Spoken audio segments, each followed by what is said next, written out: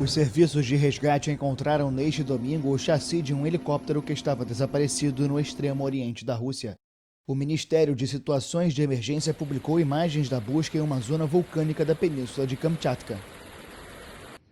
Há alguns minutos foram encontrados os restos de um helicóptero em uma encosta a 900 metros de altura. Encontramos 17 corpos e socorristas montaram um acampamento e a busca foi interrompida até o amanhecer.